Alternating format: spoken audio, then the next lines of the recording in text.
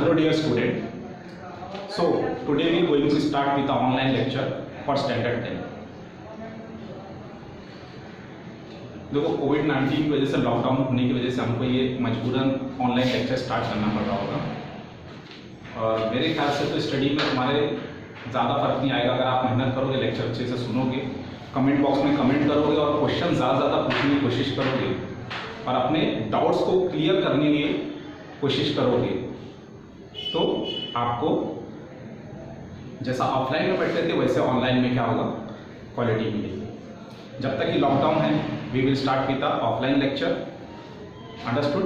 जैसे ही लॉकडाउन खत्म हो जाएगा, जैसा हमारा ऑफलाइन लेक्चर चलता था वैसा चलेगा और उसमें के बाद भी अगर कोई डाउट्स है तो हम वहाँ पे क्या कर सकते हैं, उसको क्लियर कर सकते हैं।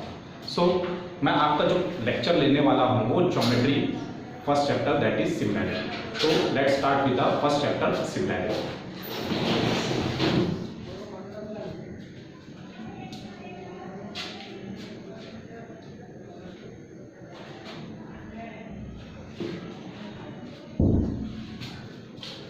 चलो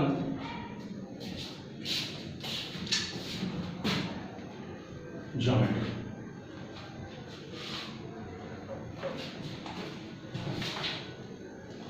सिमिलैरिटी से आपको क्या समझना है? Similarity word comes from similar. Similar मतलब अगर मैं इसका बहुत सारा डायग्राम बना दूं,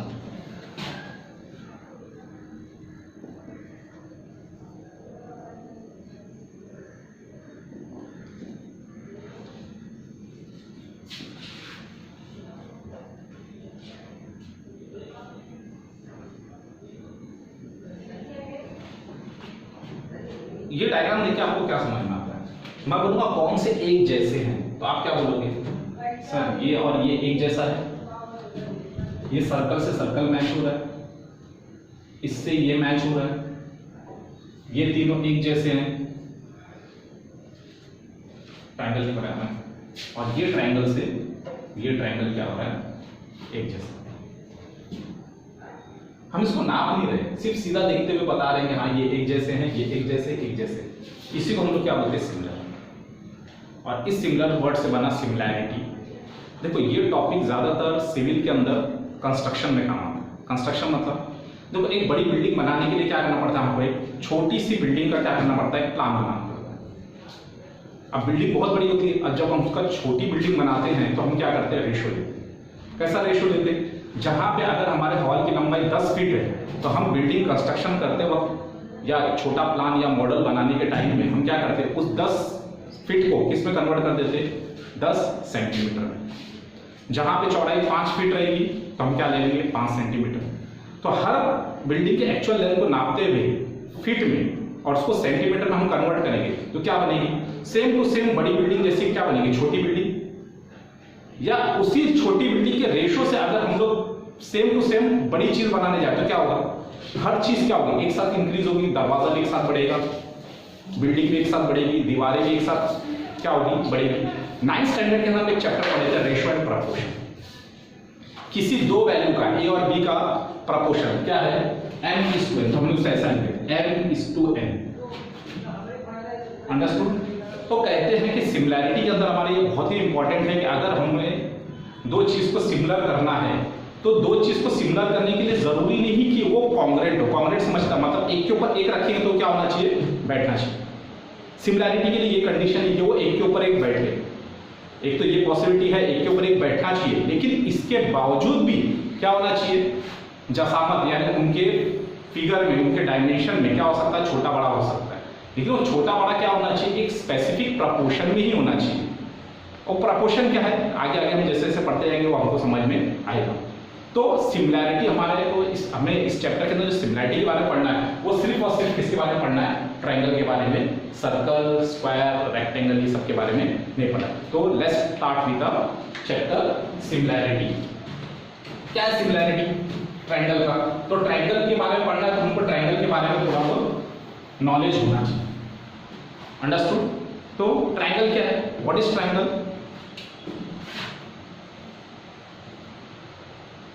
उर्दू मीडियम में कहते हैं 3 जीरो से घिरी हुई शक्ल को क्या कहते हैं, मुसल्लस।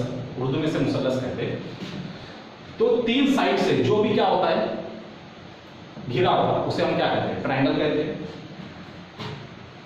इसका नाम मैंने दे दिया ABC, जो ऑलरेडी हम लोग 9 8 स्टैंडर्ड के अंदर पढ़ चुके हैं। एक मैं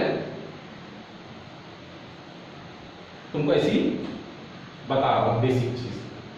देखो AB क्या है? हमारा साइड है, BC क्या है? दूसरी साइड है, AC क्या है? तीसरी साइड है। देखो 3 कोने दिख रहे हैं, इस 3 कोने को हम क्या कहेंगे? वर्टेक्स, और इस 3 को हम क्या कहेंगे? साइड। तो ट्रायंगल्स में कितने होते हैं? 3 साइड्स होती है और 3 क्या होते हैं? एंगल्स होते हैं। अगर तीनों साइड इक्वल हो गई, ऑल साइड इक्वल, तो हम इसे नाम क्या देंगे? इक्विलैटरल। क्या नाम देंगे? Equilateral triangle. अगर तीनों साइड्स में से 2 साइड इक्वल हो गई, तो ऐसे ट्रायंगल को हम कहते हैं आइसोसेलेस ट्रायंगल, जिसमें क्या होगा? 2 साइड्स आर इक्वल, और जिसपे तीनों साइड्स अलग अलग होगी तो इसको हम लोग कहेंगे स्केलेन ट्रायंगल, जिसका काम बहुत कम है। ज्यादातर किसका यूज होता है? फर्स्ट और सेकंड का। इक्विलैटरल ट्रायंगल में कंडीशन है ऑल साइड्स इक्वल, मतलब AB is equal to BC is equal to AC। ये तीनों साइड्स क्या होगी? अगर ये 5 सेंटीमीटर तो ये भी 5 सेंटीमीटर होगा, ये भी क्या होगा? 5 सेंटीमीटर। एज वेल एज हमको पता है sum of all triangle is 180 degree. तीनों एंगल का सम कितना? ट्रायंगल का 180, हमको पता है। मैं बोलूंगा तीनों को इक्वली डिवाइड कर दो कि हर एक के पास सेम सेम वैल्यू आ जाए, तो तुम क्या करोगे? 180 डिवाइडेड बाय 3, तो एक के पास कितना है? 60। तो हर एंगल कितने का? 60। तो ये भी कितने का होगा? 60। ये भी कितने का होगा? 60। इक्विलैटरल ट्रायंगल का हर एंगल कितना होगा? A is equal to angle B is equal to angle C is equal to कितना होगा? 60 डिग्री। अरे समझ रहा है? सेकंड, आइसोसेलेस ट्रायंगल में क्या कहते हैं कि ये 2 साइड अगर इक्वल है, आइसोसेलेस ट्रायंगल की प्रॉपर्टी क्या है? अगर ये 2 साइड्स इक्वल है तो इसे हम क्या कहेंगे? बेस। ये साइड इक्वल साइड AB के साइड का अपोजिट एंगल कौन सा है? C, और AC का अपोजिट एंगल क्या है? B। अगर देखें तो दोनों एंगल किस पर है? बेस पर है। या तो हम कह सकते हैं अपोजिट कॉन्ग्रुएंट साइड्स के अपोजिट एंगल भी क्या होते हैं? कॉन्ग्रुएंट होते हैं। अंडरस्टूड? देखो इसका 8th स्टैंडर्ड में क्वेश्चन क्या किए थे? एक ऐसा क्वेश्चन पूछता है, एक आइसोसेलेस ट्रायंगल दिया है जिसके अंदर एक साइड उसकी कितनी दिया हुआ है? 20 डिग्री। तो बताओ इसका और इसका एंगल कितना होगा? तो हमने इसको सॉल्व किया था, इसको x लिए थे, इसको भी क्या लिए थे? x लिए थे। Sum of all angle of a triangle is 180 degree. ये तीनों का ऐड किए थे 20 plus x plus sorry is equal to कितना? 180। तो 20 प्लस 2x इक्वल टू कितना होगा? 180। तो 2x कितना होगा? 20 यहां माइनस हो गया, कितना हो गया? 160। तो 2 को डिवाइड कर दो, कितना होगा? 80। तो each angle is of how much? 80 degree. तो ये कितना होगा? देखो बेस के एंगल कॉन्ग्रुएंट हो गए। तो ये प्रॉपर्टी बहुत ही इंपॉर्टेंट है। अगर कोई भी आइसोसेलेस ट्रायंगल है तो उनके बेस के एंगल क्या होते हैं? कॉन्ग्रुएंट होते हैं। ये प्रॉपर्टी आती है। तो यानी अगर इसमें बोलूंगा मैं AB is equal to AC, AB के सामने कौन सा एंगल? C, और AC के सामने कौन सा angle? B। Angle B is congruent to angle C। तो ये दोनों ट्रायंगल ऐसे हैं कि हम लोग जब भी 10th स्टैंडर्ड में जो भी एक्सरसाइज सॉल्व करेंगे, चाहे वो पाइथागोरस थ्योरम में हो या सर्कल में हो या पूरे ऑल ओवर ज्योमेट्री में जहां भी आए, तो ये प्रॉपर्टी हमको कम से कम याद होनी चाहिए। कौन सी? प्रॉपर्टी ऑफ इक्विलैटरल ट्रायंगल, जिसमें all angle all sides are equal as well as all angles are equal, और आइसोसेलेस ट्रायंगल जिसमें बेस के एंगल क्या होते हैं? कॉन्ग्रुएंट। तो ये हमारा क्या था? फर्स्ट पार्ट था, जो बहुत ही इंट्रोडक्टरी पार्ट में इंपॉर्टेंट है। सेकेंड थिंग,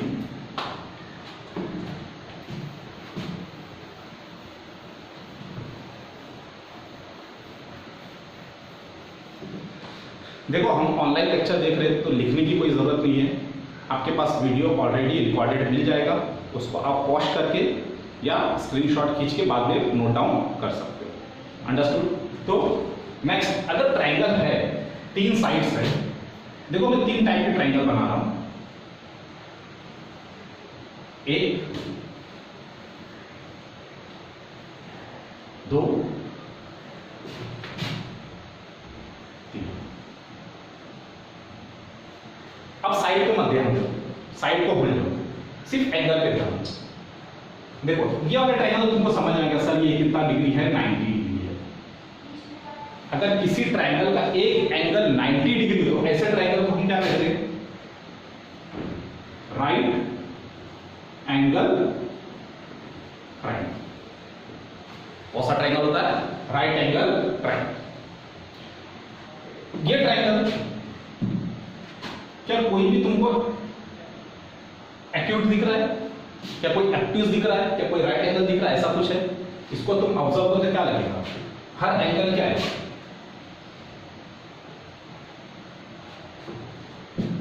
एक्यूट है, यानी थीटा क्या होगा, लेस देन 90 डिग्री। तो हर एंगल लेस देन 90 डिग्री हो तो ऐसे एंगल को हम लोग क्या बोलते हैं, एक्यूट एंगल ट्रायंगल। और जिसमें मिनिमम एक भी एंगल अगर 90 से ज्यादा हो, एक देखो एक एंगल 90 से ज्यादा दिख रहा है, ऐसा ट्रायंगल को हम लोग क्या कहेंगे, ऑब्ट्यूज एंगल। तो ट्रायंगल के कितने टाइप्स हो गए हमने पढ़े अभी तक के, 6 टाइप। पहला साइड वाइज में क्या पढ़े थे, फर्स्ट अगर all 3 sides are equal, equilateral, 2 sides are equal, isosceles, and all 3 sides are unequal, that is scalene triangle. Similarly here angle wise अगर तीनों एंगल लेस देन 90, मान लो क्या करेंगे 60, ये भी 60 है, ये भी 60 है, तो ये कौन सा triangle, acute angle triangle. Right angle के बारे में क्या है, अगर किसी ट्रायंगल का एक एंगल भी 90 डिग्री हुआ तो ऐसे ट्रायंगल को हम क्या करेंगे, राइट एंगल ट्रायंगल। और अगर एक ट्रायंगल की वैल्यू 90 से ज्यादा हो गई एंगल की तो ऐसे ट्रायंगल को हम क्या बोलते हैं, ऑब्ट्यूज एंगल। अंडरस्टूड? 90 से ज्यादा यानी 110 भी हो सकता है। अब देखो राइट एंगल ट्रायंगल को हम पाइथागोरस थ्योरम में पढ़ेंगे कि 90 के सामने की जो साइड होगी इसको हम लोग कहते हैं हाइपोटेन्यूज। क्या कहते हैं, हाइपोटेन्यूज। अंडरस्टूड? नेक्स्ट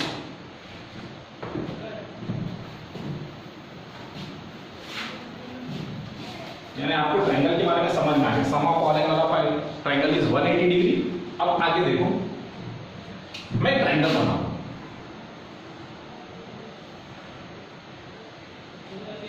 कौन सा ट्रायंगल, एक्यूट एंगल ट्रायंगल। अब ये मैंने जो ट्रायंगल बनाया है इसके इनर पार्ट को हम कहते हैं क्या, एरिया। क्या बोलते हैं, एरिया। और इसका जो आउटर पार्ट है उसको हम लोग बोलती है पैरामीटर।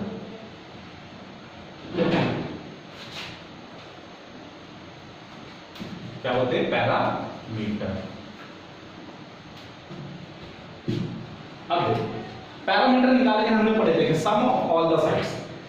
क्या, perimeter of a triangle is equal to sum of all 3 sides.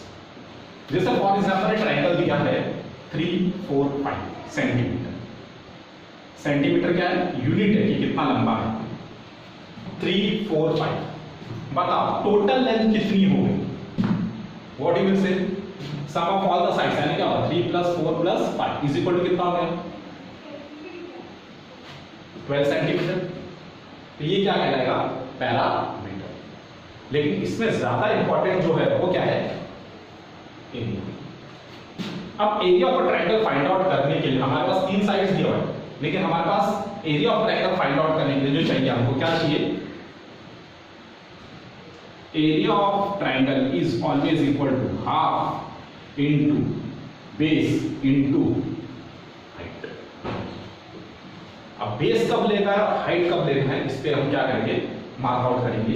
खाली अभी ये फॉर्मूला याद रखो, area of triangle is always equal to क्या होता है, बेस इनटू हाइट। अब देखो बेस कब लेना है और हाइट कब लेना है, इसके ऊपर भी हमको ध्यान देना पड़ेगा। जैसे एक ट्रायंगल दिया हुआ है, इस ट्रायंगल का मैं नाम दे दिया ABC और एरिया निकालना बोला है, एरिया ऑफ ट्रायंगल। तो आप क्या लिखोगे, half into base into height बराबर ये लिखोगे। अब तीनों साइड में से किसी एक को बेस मान लो, बेस यानी जिस पे ट्रायंगल क्या है, खड़ा है, मान लो मैंने इसको बेस मान लो। तो व्हाट इज BC, बेस अब हाइट कैसे नापोगे?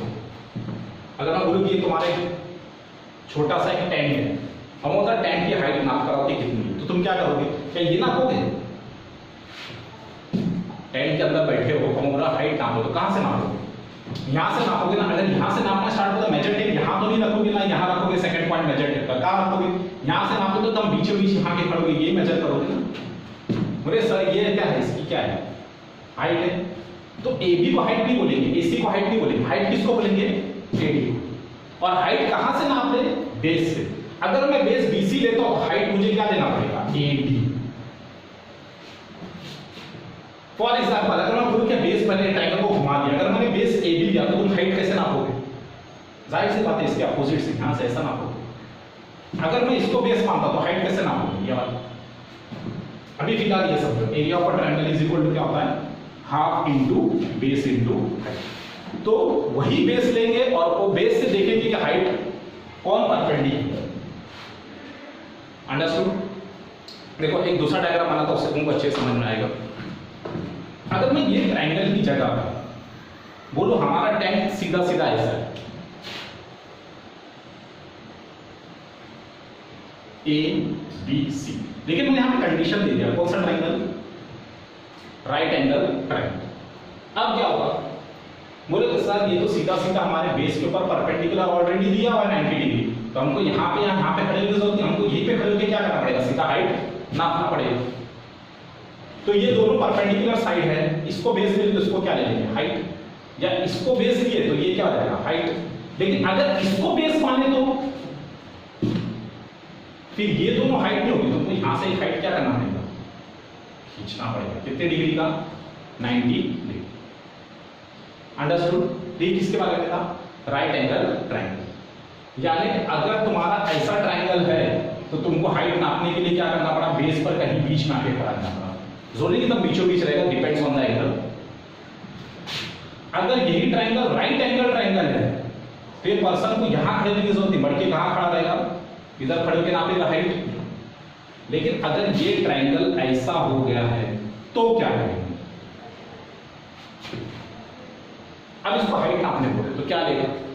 ट्रायंगल का नाम क्या है? A B C. बेस तो उसने क्या लिख दिया? BC। देखो यहाँ पे अच्छे से ध्यान दो, बेस का लिखा उसने BC। अब उसको हाइट नापना है तो कैसे नापेगा? वो 10 के अंदर खड़े होकर नाप सकता है क्या? नहीं, 10 के अंदर वो खड़े होकर नाप नहीं सकता। उसको नापने के लिए क्या करना पड़ेगा? 10 के क्या करना पड़ेगा? बाहर आना पड़ेगा। मान लीजिए 10 जमीन से लगा तो यहाँ के खड़ा हो जाएगा कहीं बाहर, और यहां से क्या करेगा? स्ट्रेट क्या करेगा?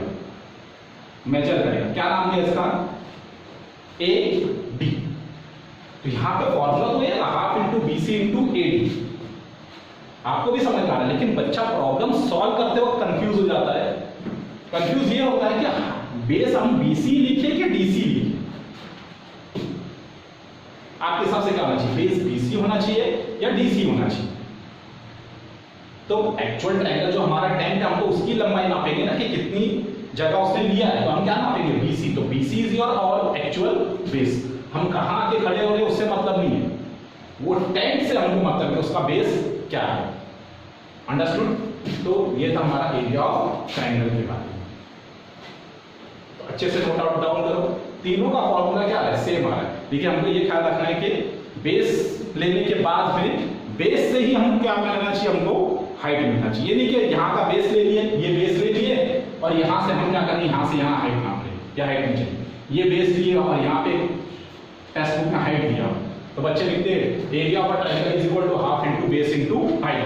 बेस BC लिखेंगे, हाइट ये H लिख देंगे, नहीं चलेगा। हाइट कौन सी लेना है? जो बेस लिया उस बेस के ऊपर क्या होना चाहिए? वो परपेंडिकुलर होना चाहिए। तो understood area of a triangle के बारे में? Area of triangle is equal to nothing but half into base into height. Understood? Next, अब सिमिलैरिटी की तरफ आते हैं हम लोग।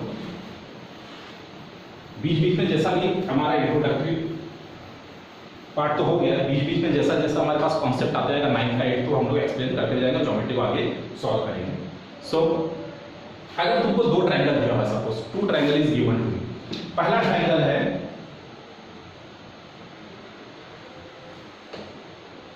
इसका नाम दे दिया ट्रायंगल का मैंने ABC, first triangle, and second triangle is PQR.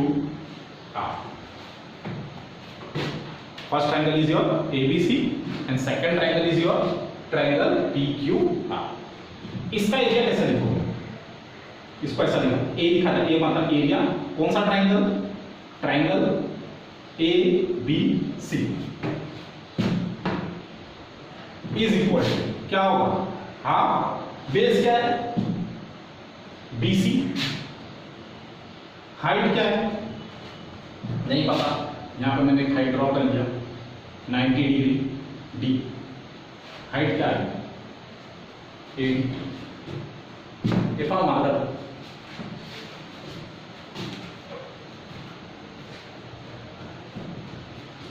ये ट्रायंगल क्या नाम इसका? Area of triangle PQR is equal to क्या होगा? हाफ बेस क्या है? QR, तो हाइट क्या होगा? इसको एक्सटेंड किए और परपेंडिकुलर, कितना degree? 90 degree, named as R। इसको मैंने नाम क्या दे दिया? सॉरी, इसका नाम जो R दिया हुआ इसका नाम S, नाम क्या दिया मैंने? PS। अंडरस्टूड? दोनों को डिवाइड, डिवाइडिंग दी इक्वेशन। अच्छा ध्यान देने का, डिवाइड, जब इक्वेशन को डिवाइड करो तो लेफ्ट हैंड साइड को लेफ्ट हैंड साइड से डिवाइड करना है और राइट हैंड साइड को राइट हैंड साइड से। जैसे देखो, ये पहले मैंने इक्वेशन लिख दिया, area of triangle ABC is equal to half into base into height. ये लिख दिया पूरा मैंने। इसको डिवाइड करना है, लेफ्ट हैंड साइड भी और राइट हैंड साइड। किससे डिवाइड करना है? ये वाली इक्वेशन से divide. Area of triangle PQR क्या होगा? हाफ इनटू QR इनटू क्या है? PS। हाफ हाफ कैंसल, क्या होगा? Area of triangle ABC is equal to area of triangle PQR is equal to BC into AD is equal to क्या आएगा? QR into PS। यानी किसी दो triangle, सुनो अच्छे से, किसी दो ट्रायंगल का एरिया का अगर मैं प्रपोर्शन लूं तो वो हमेशा किसके इक्वल होता है? वो भी प्रपोर्शन के इक्वल होता है, लेकिन कैसा प्रपोर्शन है? पहले ट्रायंगल के प्रोडक्ट मतलब बेस और हाइट का प्रोडक्ट, और दूसरे ट्रायंगल के बेस और हाइट के प्रोडक्ट के प्रपोर्शन में होता है। तो what you will say that the ratio of, ये रेशो है, the ratio of area of two triangles is always equal to the product, ये प्रोडक्ट है, the product of their corresponding, corresponding मतलब इसका बेस और हाइट और इसका base और height are in the product of their corresponding ratio of their base into height. क्या statement है? सुनो अच्छे से। Area of the ratio of area of a two triangle is always equal to the ratio of product of corresponding base into height. नहीं समझे? Okay, तो जब हम लोग प्रॉब्लम सॉल्व करेंगे तो अब समझ में आएगा कि इसका एप्लीकेशन क्या है और इसको हम लोग कैसे सॉल्व करेंगे। अंडरस्टूड? अब देखो, इसके हिसाब से हमको दो कंडीशन मिलती है। दो कंडीशन क्या है? पहला कंडीशन है, स्टेटमेंट क्या होगा? Two triangles having area in proportion with their common, या कॉमन आएगा वर्ड, या तो क्या आएगा? Equal base. अगर मैं बोलूं कि ये बेस की लेंथ और ये बेस की लेंथ इक्वल है, इक्वल है मतलब अगर ये 5 सेंटीमीटर, ये भी कितना है? 5 centimetre, both are of 5 centimetre, तो क्या होगा? आप कैसा लिखोगे? Area of triangle ABC upon area of triangle PQR बराबर क्या? इसका base BC into AD, BC into AD, इसका बेस क्या होगा? QR into PS। अब यहां पे कंडीशन क्या दिया है, BC is equal to, if BC is equal to क्या है, QR। मतलब क्या कॉम्पोनेंट है, बेस इक्वल है। अगर बेस इक्वल है तो आप यहां पे भी क्या लिखोगे, 5। यहां पे भी कितना लिखोगे, 5 और 5 क्या हो जाएगा, कैंसल। तो आंसर आपका क्या आएगा, AD is equal to what, PS। अब ये समझ में आता है इन शॉर्ट, हम डायग्राम देख के डायरेक्ट बता सकते हैं कि अगर बेस इक्वल होगा तो हमको ज्यादा टेंशन नहीं लेना है, इसका एरिया और इसका एरिया क्या होगा, इनके हाइट के क्या होंगे, प्रोपोर्शन में। किसके प्रोपोर्शन में होंगे, इनके हाइट के प्रोपोर्शन में होंगे। और vice versa, if I say that height अगर कॉन्ग्रुएंट है तो सपोज अभी हमारे पास BC और QR डिफरेंट है, हाइट 3 और ये भी क्या है 3, तो हम हाइट की जगह क्या, if second condition, if AD is equal to PS, मतलब हाइट इक्वल है। अगर हाइट इक्वल है तो क्या होगा, एरिया ऑफ ट्रायंगल में क्या कैंसिल होगा, AD और PS कैंसिल, तो बचेगा क्या, BC और QR। तो I can write as a area of triangle ABC upon area of triangle PQR, ऐसा लिखते, half into base into half, तो कैंसिल हो गया, क्या था, BC इंटू AD था, और यहाँ पे क्या था, QR इंटू PS। अब यहाँ पे क्या कैंसिल करेंगे, AD और PS इक्वल है ना, ये 3 और ये भी क्या है 3, तो 3 और 3 क्या हो जाएगा, कैंसिल, बचेगा क्या, BC upon Q।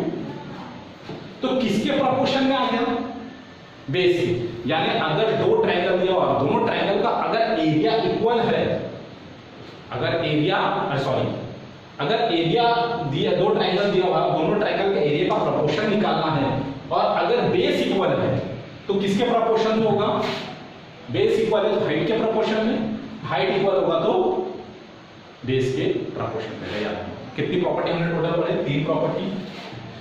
The ratio of area of a two triangle is always equal to the ratio of their product of their corresponding base into height। एक ये है, दूसरा क्या है, if height are equal, if base are equal, then their ratio are in the corresponding ratio of their height, and if height is congruent, then their ratio will be in the corresponding of their bases। Understood. तो ये 3 property है, इसको अच्छे से देख लो, screenshot निकालो और उसको क्या कर लो, कॉपी कर लो। कॉपी करने के बाद 2 से 3 बार उसको अच्छे से पढ़ो, और इसके स्टेटमेंट जो मैंने कहा है टेक्स्ट बुक में दिया वो एज इट इज स्टेटमेंट याद रखो, क्योंकि जब भी प्रॉब्लम तुम सॉल्व करोगे तो ज्योमेट्री के अंदर ऐसा होता है कि जब भी हम प्रॉब्लम सॉल्व करते हैं उसका हमको क्या करना पड़ता है, रीजन देना पड़ता है कि ये जो हम लोग सॉल्व करें इसका रीजन क्या है, ये कहां से हमको मिला। अंडरस्टूड। तो ये था तुम्हारा बेसिक कॉन्सेप्ट, उसके बाद में तीनों स्टेटमेंट याद करोगे, और उसके बाद में ज्योमेट्री में। हाँ, दूसरी चीज ये है कि बच्चे लोग रफली डायग्राम क्या होते हैं पेन से ड्रॉ करते हैं, वैसा नहीं करना है, हमको नोट्स बहुत अच्छे से मेंटेन करना है। स्टेंसिल ले लो, स्केल ले लो, पेंसिल ले लो, उससे डायग्राम बनाने की अभी से क्या करो, प्रैक्टिस करो।